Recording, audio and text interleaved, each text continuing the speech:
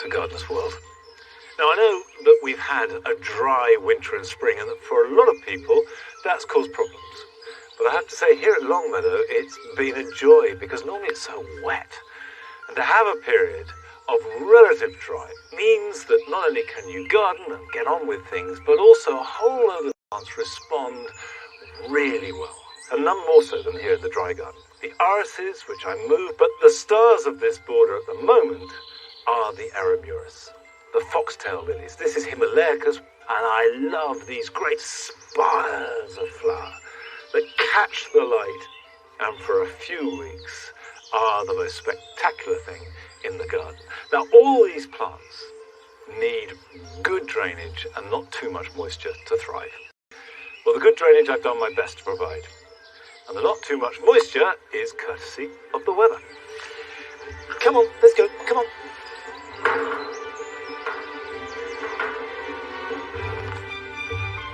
On today's programme, Carol Klein will be celebrating the plant that she thinks sums up the month of May, that has become a menace in some parts of the country. And we revisit Adam Frost's garden as he starts to plant his brand new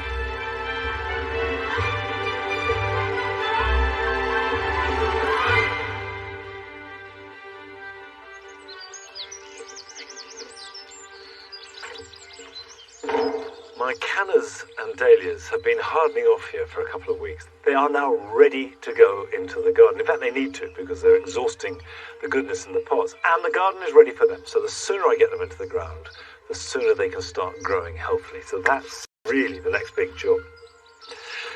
Nice one here. One can go in there. You all right, Nelly? Good girl. I don't know if you can see, but these have been touched by frost. It doesn't look great, but it won't have harmed the plant. Not worry about that.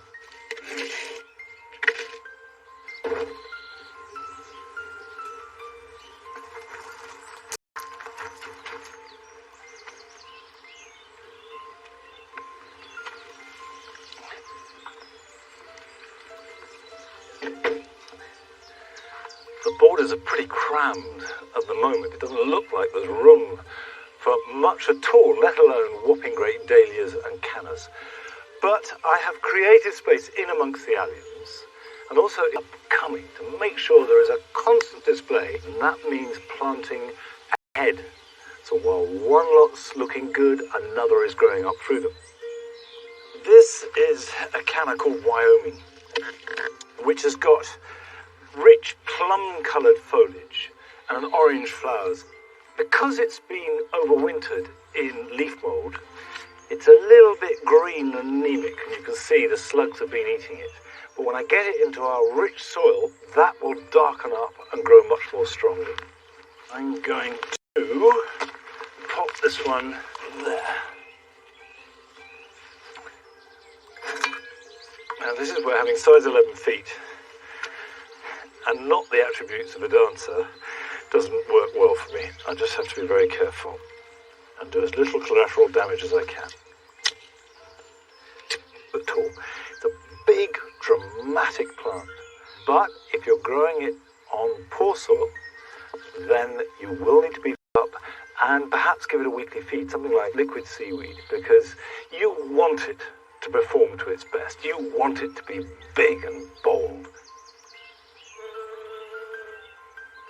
I've chosen the Dahlia from David Howard specifically to go with these cannas. You've got the dark foliage and the orange flowers, so you get that repeated motif. That's probably about 3 years old. A nice healthy plant. In you go. Dahlias are much more forgiving. They will give you a good display if your soil is less than perfect.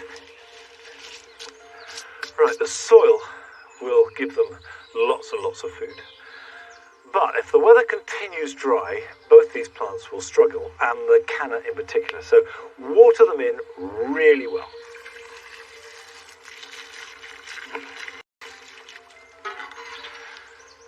These won't need watering in the border unless we have a real drought. And to put it into context, I've never watered the dual garden in 25 years. But in a container, the dahlias will need a good soak once a week, and the cannas at least twice a week. Now this is forward planning. Neither of these plants will hit their stride for a couple of months, and they will go on flowering till the first frosts in November. But Carol has been looking each month at a plant that absolutely captures the moment. And now this is her plant for the month of May. Oxford Botanic Gardens is the oldest botanic garden in Britain. With more than 2,000 species, Euphorbiaceae is one of the biggest flowering groups of plants on the planet. It grows on every continent except Antarctica. The common name for euphorbia is the spurge, but it's the 150 or so species which thrive in temperate regions of the world that are of real interest to British gardeners. These are the plants that shine forth with these brilliant beacons, and this is their time, May.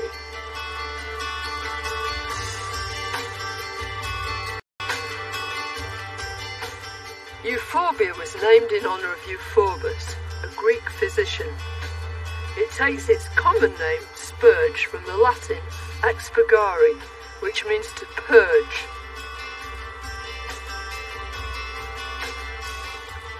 The characteristic of euphorbias that attracts us and the pollinating insects are these brilliant inflorescences. Most of us refer to them as flowers, but in actual fact, euphorbias have no petals, no sepals, and their flowers are contained in a unique structure called a cyathium.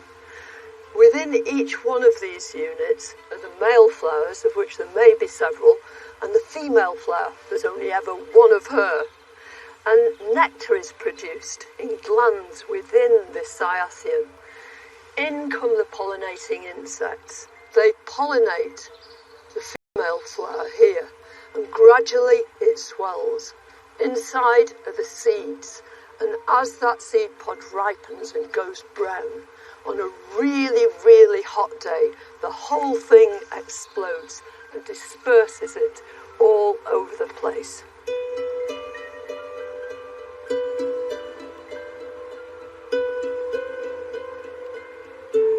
One characteristic all euphorbias share is the milky sap that weeps out of the stems when they're cut. The latex is extremely caustic, causing severe irritation and burning. If it gets in the eyes, it can cause blindness. If you get it on your skin or in your eyes, wash it off immediately with clean water.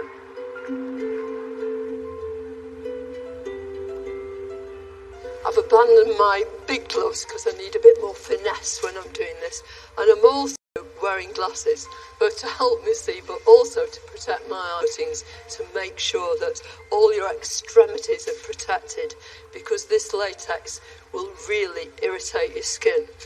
From this big long, first of all I want a piece about 6 inches 15 centimetres long, and I want to cut above a bud. But what I'll do is take off a couple of these bottom leaves too, so I've got a nice clean length of stem, and I'll dip the end of this into some warm water, which will just help heal it over. It's less likely to rot in that case too, and we won't have latex all over the place.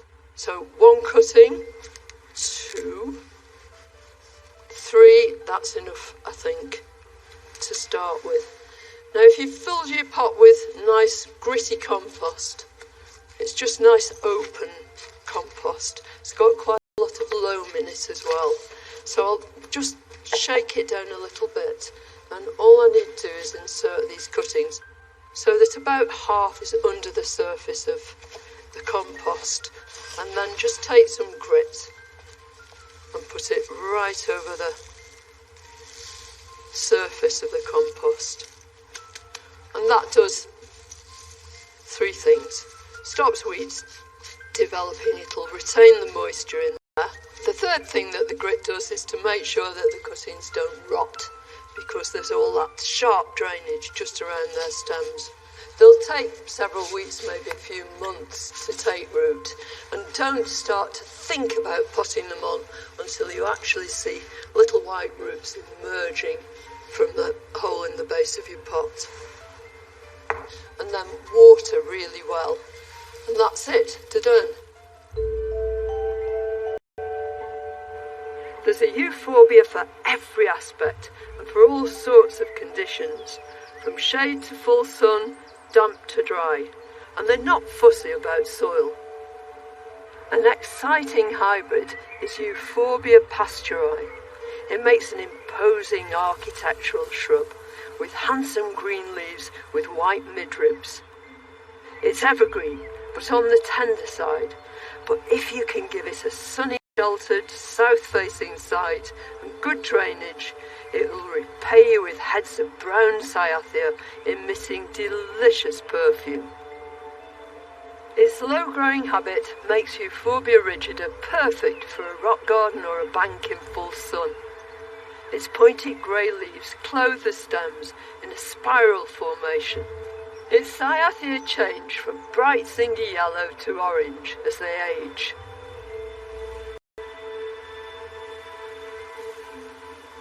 Sometimes euphorbias hybridize spontaneously, as is the case with the happy marriage between two euphorbias, one from the Iberian Peninsula and the Mediterranean, Euphorbia caracias, and another a woodlander, Euphorbia amygdaloides, our own native wood spurge.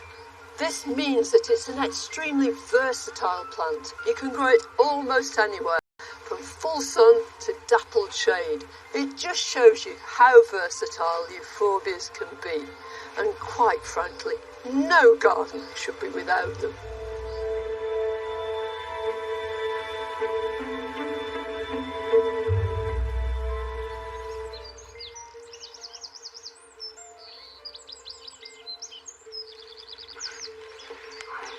It's nice to see Oxford Botanic Gardens. And did you know that the very first Gardener's World was broadcast 50 years ago from Oxford Botanic Gardens? And also, it's of yellow and green.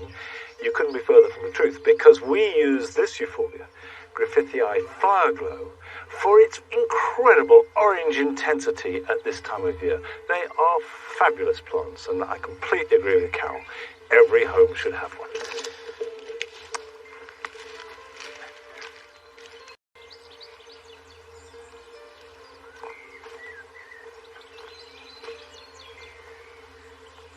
About 5 weeks ago, I sowed climbing beans in root trainers. So check the roots. There they are. Perfect. They could probably stay there for another few days, but get them in the ground now. They will get away quicker, and I'll have an earlier crop of beans. I've chosen two varieties. There's Necker Gold, and there, as the name suggests, lovely golden yellow coloured pods. And I've got Blauhilda, which has purple pods. Make a hole. The important thing is to keep the roots straight, so make a hole deep enough. If you haven't sown any climbing beans, either runner or climbing French varieties, don't worry, not too late. You can sow them in plugs and root trainers now. You can sow them direct, and they will grow fine. If you're sowing them direct, sow 2 beans per support, then weed out the smallest of the 2. That way you can be sure you'll get 1 for each position. And if you don't have a vegetable garden, consider growing them in a border. They had height, they had colour, and with these purple or golden pods, they're a really decorative plant, as well as being delicious.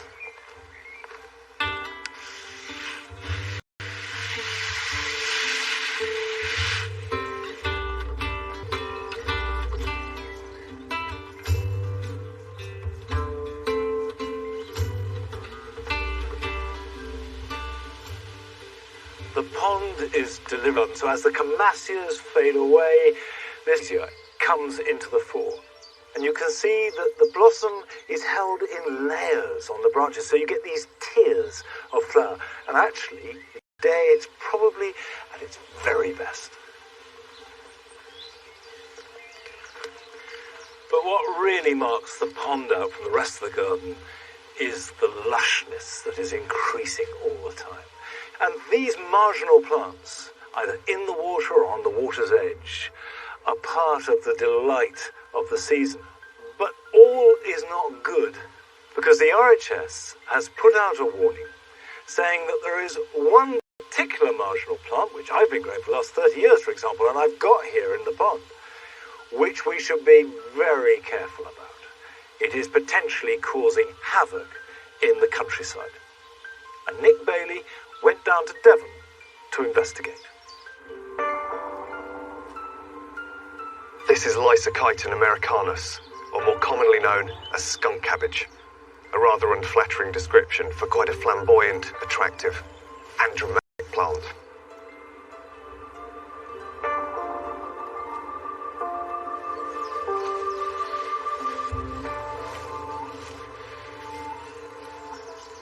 Skunk cabbage is from the arum family, and it gets its name for a very good reason. Its leaves and its flowers have the most repulsive smell. It's sort of a combination of rotting meat and vegetables. But the plant isn't producing that smell just for the hell of it. It's to draw in pollinators. So certain bees and beetles are attracted to that nasty skunk-like smell. And that's why the plant gets its name, the skunk cabbage. It was introduced from the USA over 100 years ago. And it's grown predominantly in marshy, boggy ground, where gardeners wanted to take advantage of its early bright yellow flowers and big exotic-looking foliage. Apart from the unsociable smell, this plant has another problem. It's an alien. From March last year, the EU labelled the skunk cabbage as an invasive species and banned the exchange or sale of it. The reason that the legislation is in place is that skunk cabbage is running amok in our countryside, and it stands a real chance of wiping out native plant species, and it's particularly prolific. Skunk cabbages growing in gardens are dropping their seeds into streams and ditches. The seeds float off into the wild, where they germinate, and the plant flourishes. The problem is now so bad that it's in danger of being out of control and overwhelming our landscape. There's even a colony romping away in Snowdonia, where it has no problem thriving, as it has an uncanny ability to thermogenesize, or generate heat, up to 35 degrees, so it can melt its way. Part of the legislation, we'll ignore Brexit for now, states that gardeners who already have it in their garden must ensure it doesn't spread any further. Which is where Michael Pell comes in. He's been growing it in his garden for over 25 years. Yeah, pretty lush. Michael, when and why did you first introduce the skunk cabbage to your garden? It would be 25 years ago, and I planted them because they're such gorgeous plants. Here, I'm able to control this. It's not been a problem at all. And so, are you happy with them in the garden? Have you got aspirations to get rid of them? Well, certainly not. No, so you're still enjoying it? No. I'll maintain it. But I'm not going to get rid of it. Unless the law comes down on me and says I have to. Look.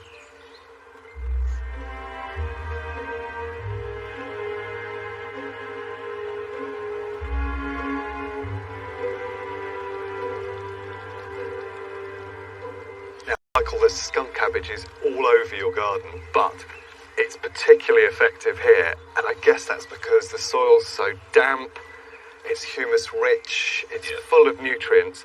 As gardeners, we've got a responsibility to prevent it from spreading around. Yeah, certainly. And I suppose seedlings like this, removing seedlings, is one way of doing it. The other technique is about preventing the seeds from spreading. Of course, they go up and down watercourses. When do you tend to do that? How do you do that? As soon as the flower is finished, before it goes to the big pot, as you can see there, come along and cut them off. So, just removing this at the base, we can see that it's been pollinated. The spath, the yellow bit on the back, has fallen away, so it's at that moment that it's going to start forming seeds. So by taking it away now, we prevent those seeds from developing, I suppose prevent it from escaping any further into the wild. And then these need to be taken away. Taken away and left to dry before you burn them. Really. Managing is key Stopping the plant from going to seed is one way of controlling it. The other is to dig it up. Now, Michael, there's parts of the garden where you want the skunk cabbage, but here you're trying to keep it under control. We've got enough down here, yeah. Now, this is a relatively roots to lift it out. Down the bottom. There's some movement. You have to be so careful it doesn't break off. Okay. I think... Such a clay soil. There we are. Wow, there we go. And look at those roots. They're just incredible. And of course, these are contractile roots, which means it's got that extra survival ability that it can draw itself deep into the soil, which can make a plant like that almost impossible to get rid of. Yes, exactly. Yeah, so really important. And I guess as well, this is the ideal season. It's just flowering now, just producing little spadix in the centre there, but no seed formed yet. How do you actually sort of eradicate these finally once they're out of the ground? A compost bag, lay it out in the sun, lay those on the top, and let them dry, and then I burn them. Wow, so that's total eradication. It's eradication, yes. I mean, this plant represents a real dichotomy. In the garden, well managed, it's a good plant. But of course, if it escapes into the countryside, it presents a real risk to our native flora.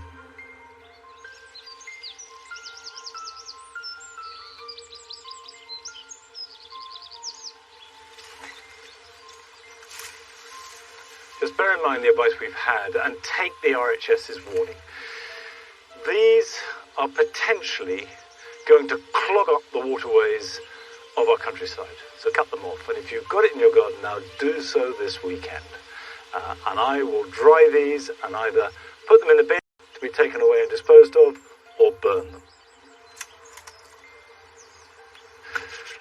Right, enough of trouble. Let's have some good things. I want to plant more cannas.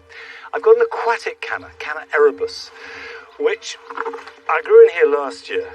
And I was talking to a canna grower, and he said the truth is you could plant the aquatic canna in a border, and you could plant a border canna in a pond. I thought, well, okay, that's what I'll do this year and see how they turn out. This is the aquatic one, which I've stored over winter in the greenhouse. And the main point of difference to other cannas is the foliage is longer and thinner, and the flowers are less conspicuous. So it's essentially a foliage plant.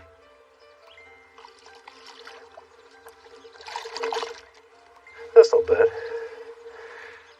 Right, that's the aquatic canna, Canna erebus. Now, let's try the Wyoming. Now remember, I planted this in a dual garden. I know it will grow well there. I don't know if it's going to be okay submerged, but by all accounts, it should be fine. Now, the difficult thing is getting a spot where it's not too submerged. Right, that's too deep, so let's put it there. As long as the pot is covered, that's the important thing.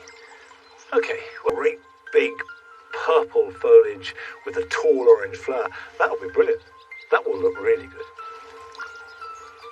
Even if you're not planting, it is worth getting in the water and cleaning up a bit, getting rid of the dead leaves and any fallen twigs, or anything that will rot down and increase the fertility of the water. Because although that sounds like a good thing, it's not. The more fertile the water is, the more likely you will have weed and algae. So scoop out as much as you can, but in doing so, be really careful. Move slowly, scoop gently, and whatever you take out, put on the side of the pond and leave it for at least a day. And all that is to protect the wildlife, which of course is most of the reason why you have a pond in the first place.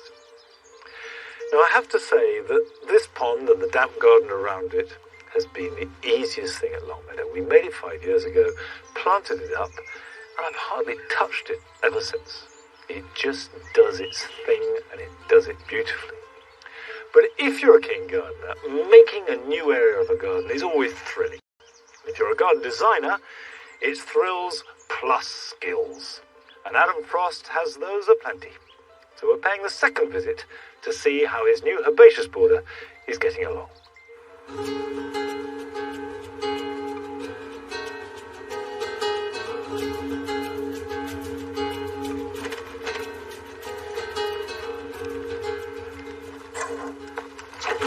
I've been so looking forward to this day from the moment I moved in. You know, that idea of having my own herbaceous border. I spent my life sort of creating them, I think, for other people. But to have my own space that I can play in is absolutely brilliant. And we're really now at the stage to start laying out and get planted. I've chosen an area 3 metres by 3 metres just to give you guys at home a sort of a real concept of a smaller space. You know, we go to these gardens and we see these herbaceous borders, but how do we bring those ideas home? And this is the plan. I'm planting this border up in interweaving layers, using a variety of texture, shapes, colours and edibles. I'm beginning with the key structural plants that sit at the back of the border. I've inherited a pear tree which is beautiful, but it sits up, it gives this big height along this sort of long flat border. So the first thing I do is introduce a bit of height at the end, which is my chokeberry. And then you'll see I'm going to work the other plants in around them. Anyway, let's get on with it. So the first thing I'm going to do is work these grasses through the back. And this wonderful Calamagrostis sort of grow up to nearly 1.5, beautiful flower head on it. That's going to give me structure right through the winter months. The next layer should be filled with your favourites, the plants you just can't live without. And mine's peonies. And not just because they've got this wonderful flower. It was actually the fact that it's got a lovely little sort of red detail on the stem. The third layer should be those impact plants that you can weave through the border and really add drama.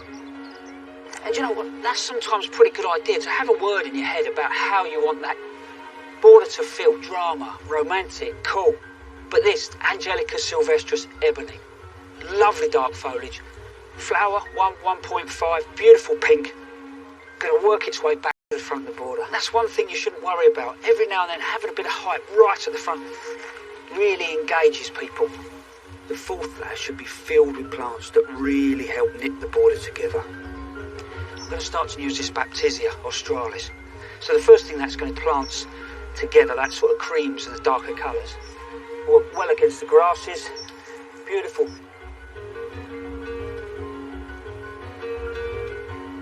So after the Baptisia, I'm going to work in these lovely little Echinacea. They work really well, first of all, with that Calamagrostis, that grass. But after that, actually, they hold really well into the winter, so a nice spike flower that hangs down. So after that Echinacea, we're going to add this little Adrotina. And I suppose what this plant does is, it's a companion. It gets the best out of the other plants. But then it grows up to about 1 metre, has a lovely white flower, which works beautifully with the blues and the sort of creamy yellows. So again, sometimes it's not all about the plants that you think are the most beautiful plants in the world. This, for me, actually starts to tie the whole border together. The fifth layer of plants adds stunning detail right across the front of the border. This lovely little grass, Breezy Amelia, which is a native grass. But when it comes up with flowers, they're more or less like little lockets that sort of hang, and the slightest little bit of wind and you get this movement, which will be beautiful through the front of this border.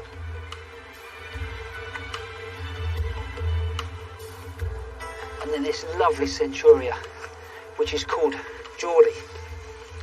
Fantastic plant, grows to about sort of 600 high, so sit good at the front of the border. But it's the flower. The flower's stunning.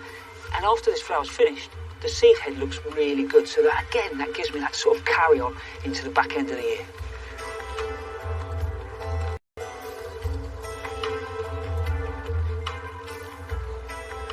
And now we're putting in the final few bits. So some lovely geraniums to work their way up on the other plants, especially Angelica. And last but not least, Lysocyte. Beautiful sort of paper-like flowers. Pop the last one in, and then they can all go in the ground.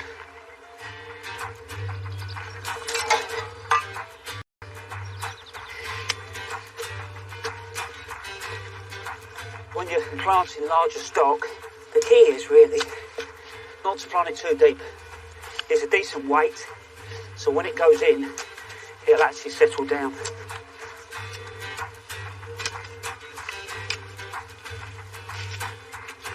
Looks fantastic, but I actually bought them online bare root through the winter. It started to root, but if I knock this out now and plant it, it'll put this plant under so much stress that actually it might well fail. So it's time The rest of the plants, to be fair, are all quite straightforward.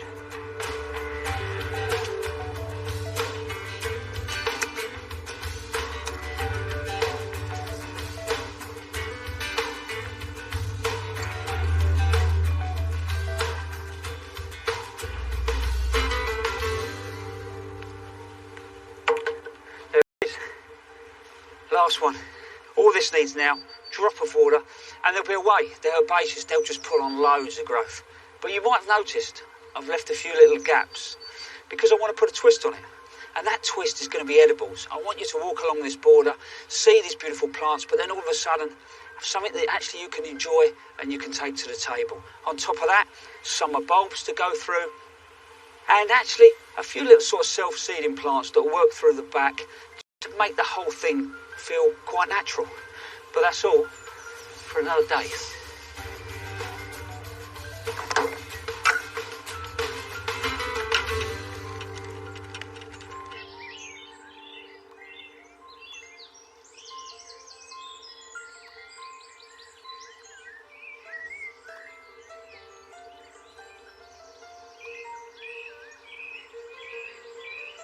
Whilst, of course, I, like everybody else, want to see how that border develops, what I find really fascinating is seeing a top designer at work on his own garden.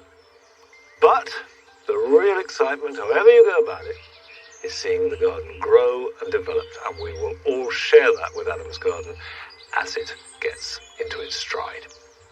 Now, we've got lots more to come on tonight's programme. Mark Lane visits a community garden with a very unusual history. And Rachel de Tame goes to and azaleas. But, first of all, we have our Golden Jubilee plant. This is the last of the 10 that we've put forward. And this week, it is Carol's turn. Star in the ascendant over the last 50 years.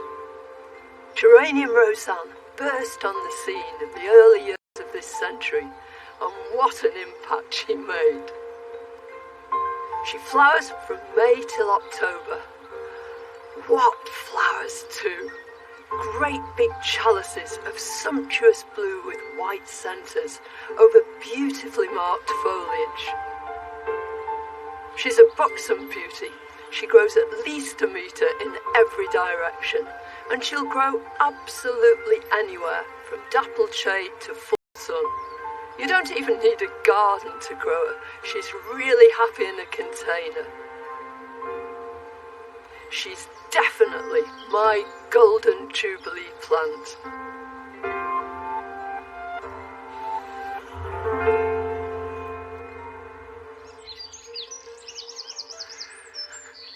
That particular geranium is the most influential plant in the last 50 years. Well, very soon you will be able to express that opinion because all 10 of our possible plants have been put forward and you can vote. And we'll be announcing the winner at Gardeners World Live, and we'll be telling you how you go about voting later on in the programme. Now, Mark Lane is in us with a garden that is, at the very least, unexpected. I'm in Hackney, East London, and this is Sutton House, which dates back to the Tudor times and is owned by the National Trust. I've been wanting to come here for a long time, and I'm really excited. Normal Tudor house, but if I go through to the garden, I know I'm in for a surprise.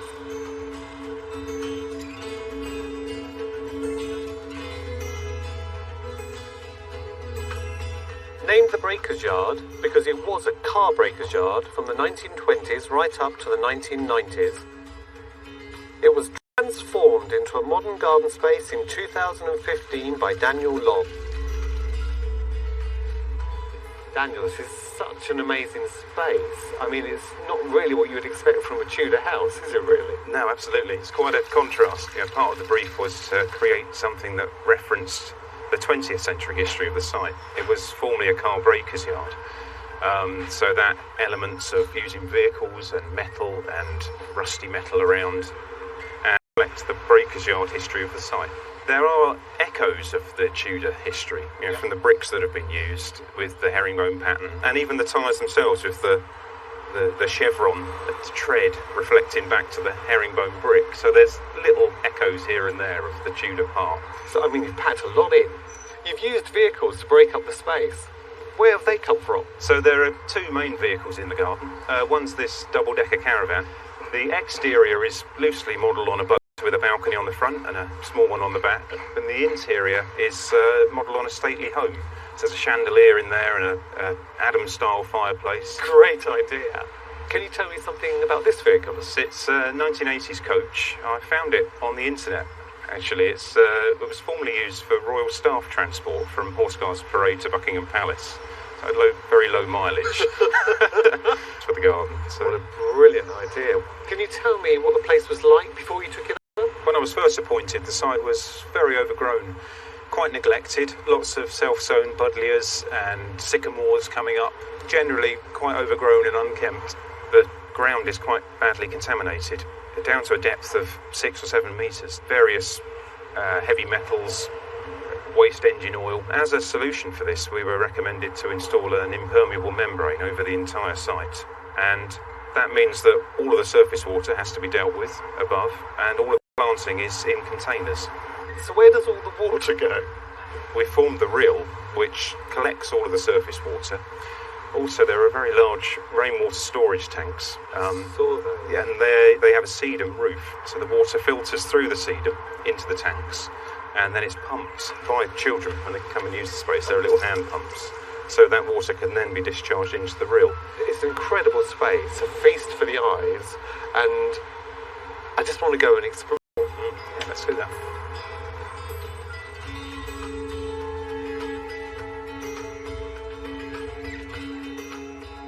I noticed there are a lot of planters in the garden. This is a brilliant idea, isn't it? It's a repurposed car trailer. It's a good height for a raised bed. It's a brilliant height for me. Absolutely. And good depth of soil in there for the planting. It is. It's a lovely mix. We've got thyme, we've got sages, we've got oregano. And right next to it, we've got this wonderful thing, which is like, I assume it's like bug health, is that right? Absolutely, yeah. It's a tool chest from the back of a pickup truck, which we've repurposed into a bug habitat. And of course, who cannot notice this beautiful indigo pharaoh? I wish I could grow this at home, but of course, it's quite tender, isn't it? It is. So there's this wonderful microclimate, I would imagine. That's some underplanting as well, isn't there? Yes, we've got Haconicloa under there, the deciduous grass. It's all planted within a tyre, and the planting seems to thrive in these tyres. I think because of the shape, it creates a little dish in the base of the tyre to retain some moisture in there. That's a really good tip.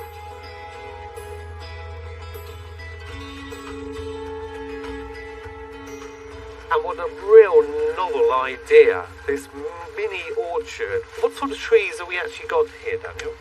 They're all varieties of apple that are local to the southeast of England.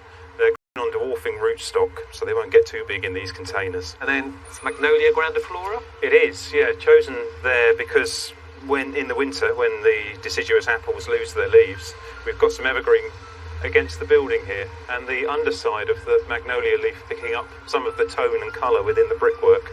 That's very, very clever.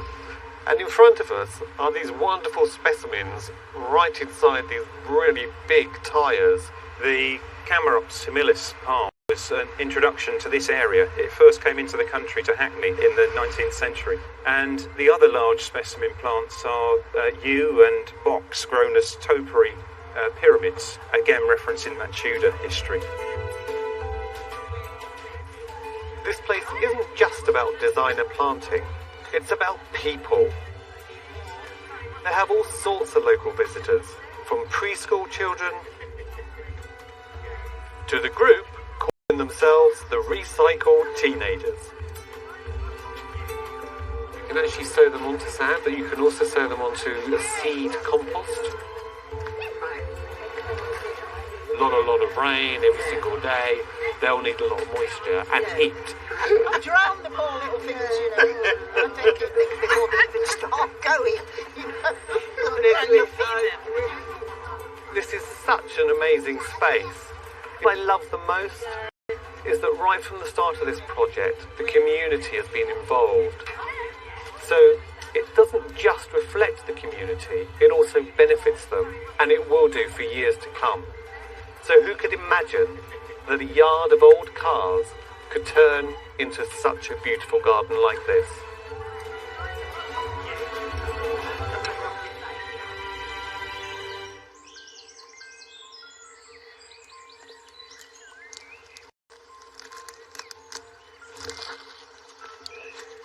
What's so fabulous about that garden is that it's got such energy. There's a real sense of dynamism, and I love the recycling. Of course, we recycle here a lot. The shed behind is all using old tin and old windows. In fact, we try and incorporate.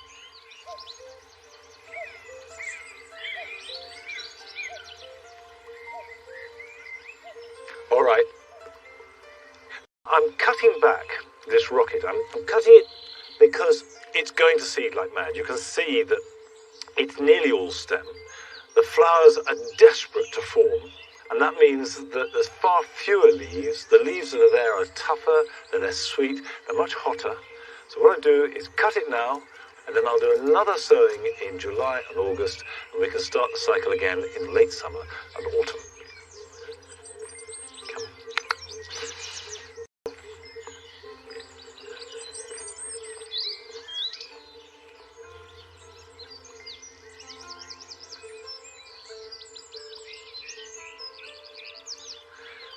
I think one of the best ways of learning about gardens and getting inspiration for your own garden is to visit as many as you can.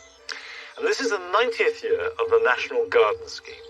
And the beauty of it means that you can visit gardens of every kind, from the smallest to the grandest. And very often within quite a small area, you can visit a number in an afternoon. And some of these gardens have been open for a long time. Rachel has been to visit one of them.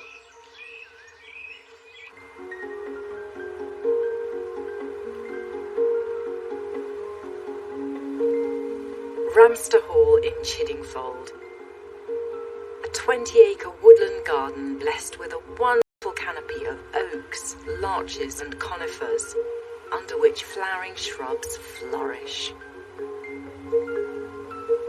It's a garden laden with Eastern influence. Explosions of rhododendrons and azaleas at every turn. It's one of only 2 gardens that have opened every year under the National Garden Scheme since it started back in 1927. So Ramster Hall really is in excellent company.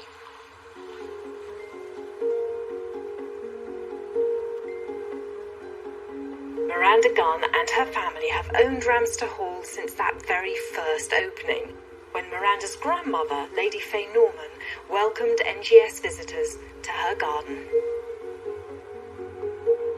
My grandmother had been brought up at Botanic Gardens, so she was really keen on having a rhododendron garden, and she loved this garden. She planted a lot of the famous loderi rhododendrons.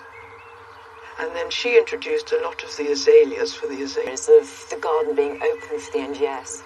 My grandmother was a slightly formidable lady, very well known locally, and she always wore a large straw hat, and she used to love NGS open days, and we would, grandchildren would be following behind her, and she'd go up to every visitor and she'd say, "So glad to see you going round the garden." And then she'd proceed to tell them all the names of the Latin plants and things like that, and the poor visitors would be absolutely tongue-tied and petrified and couldn't wait to scuttle behind the nearest bush. And us grandchildren used to look and see that the more savvy visitors would take diversionary tactics when they saw her straw hat coming down the path. In the days when we only used to open for the NGS, then it was a great challenge to get it all up and running.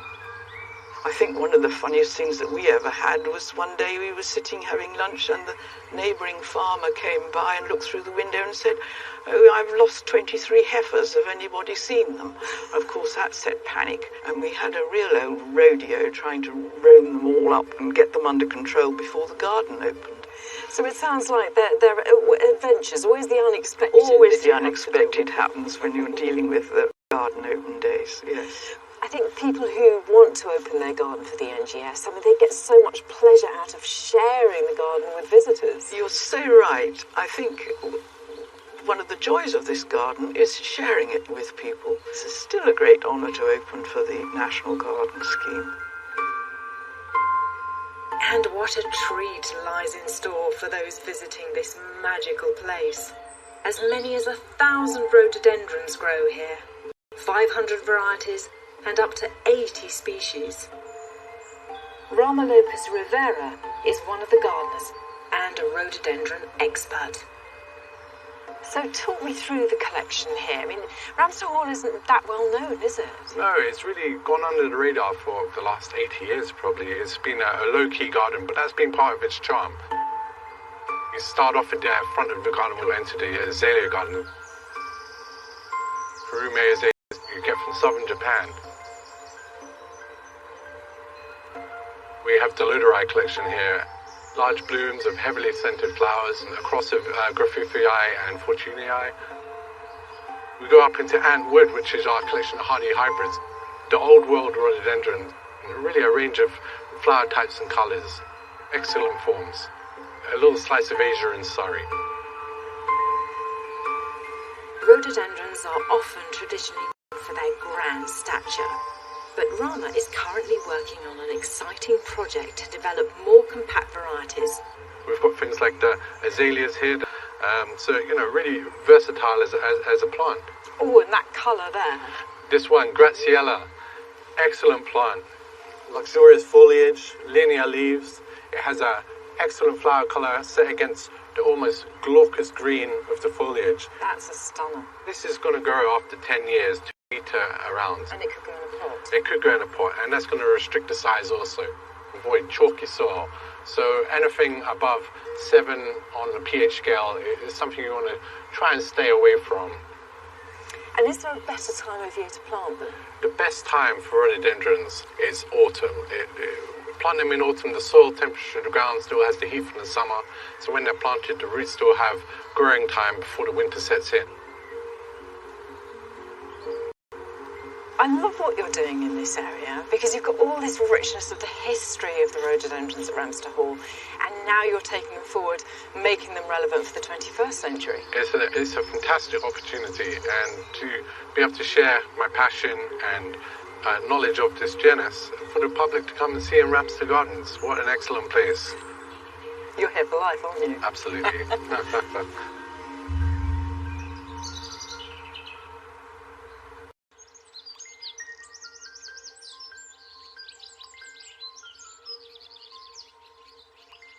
Seeing rhododendrons in flower on that scale is always an incredibly dramatic, awe-inspiring thing. I mean, if you want to experience either Ramsden or any of the gardens open in your area, do go along. And the National Garden Scheme is having a big celebration over the bank holiday weekend.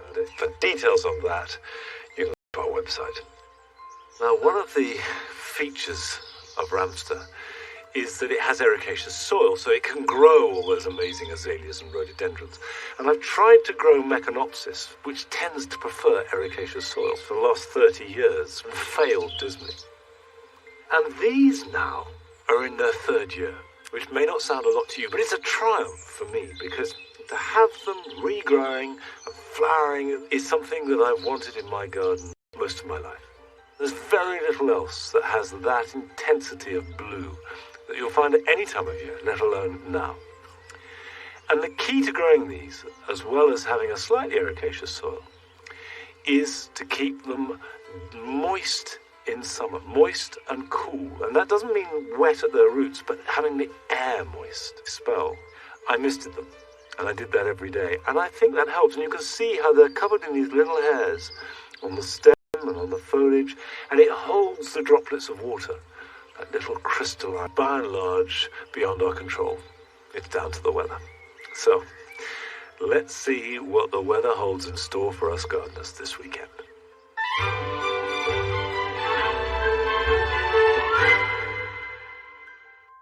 Good evening. Some parts of the country have certainly seen their fair share of moisture this last week.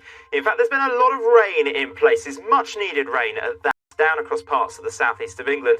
55 millimetres of rain has fallen over the last few days, over 2 inches. Not much of that rain, though, has reached the north of Scotland. That's going to change a bit through the weekend. All of us seeing some rain at times on Saturday, quite a showery day, some sunny spells as well. And then if you are heading out into the garden, maybe to sort out the pond, Sunday should be a dry day for many.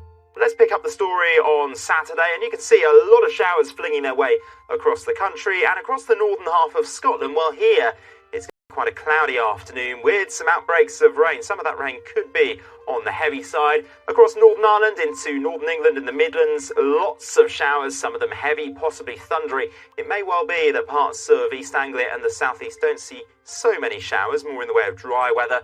But across Wales, down towards the southwest, some pretty hefty showers moving their way through. Now, most of those showers will fade away on Saturday evening. Saturday night will be a fairly chilly one. I think most places should avoid a frost. In very, very prone spots, I couldn't completely rule it out. If you're out and about in the garden on Sunday, though, maybe planting up those hanging baskets, a nice day for it. Some good spells of sunshine, a bit more cloud into Northern Ireland and Western Scotland, maybe some patchy rain here. But in the best of the sunshine in the southeast, temperatures will get to...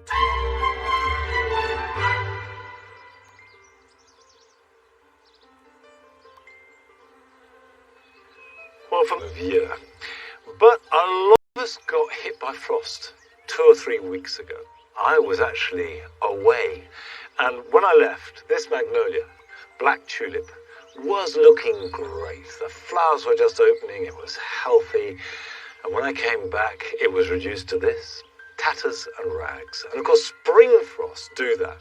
You've got lush growth, you get a touch of frost, and they are really affected. Now, people have asked what to do. Carefully remove them so you do as little damage to the roots as possible. And give each cutting its own new pot with fresh compost. And put them somewhere protected to grow on, and they'll be ready to plant out in a month or 2.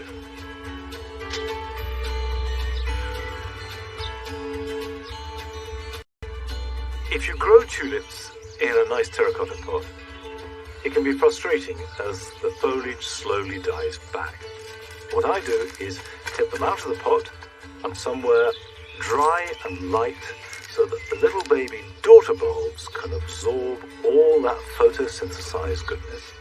In the meantime, give the pot a scrub and it's ready for immediate use.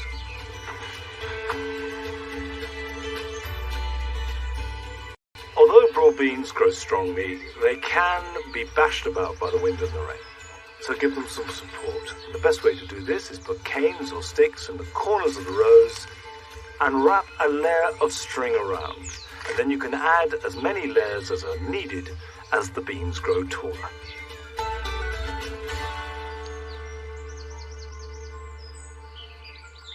I probably don't need to remind you by now that this is our Golden Jubilee year. And as part of the celebrations, we have chosen the 10 plants that we, the Gardeners World presenters, think have had the most impact on our gardens during those 50 years. Well, the time has come for you to choose which of those 10 is the one plant that has influenced us most. Now, let me remind you what those 10 were. I started things off back in March by choosing bedding plants, and then it was Bailey's turn and he nominated dahlias. Rachel chose Aquilegia vulgaris, whereas Mark Lane selected Echinacea. Joe Swift selected Stipa gigantea. Chilies were championed by Francis Tophill, and Flo Headlam opted for the common jasmine. It was the Japanese maple for Alan Power, Adam Frost's pick was the rose, and finally, Geranium Roseanne was Carol's Jubilee plant. If you go to our website and look for our Golden Jubilee Plant Award, you can make your selection now, and it will be open until midnight on Sunday, May the 20th. Winner of our Golden Jubilee Plant Award at our big celebratory bash at Gardeners World. I'm afraid we've run out of time, and I shan't be here next week because all next week, along with the rest of the team, I shall be at Chelsea. So I hope I'll see you there and back here at Longmeadow in a couple of weeks' time. Till then, bye-bye. Come on, dogs. Come on.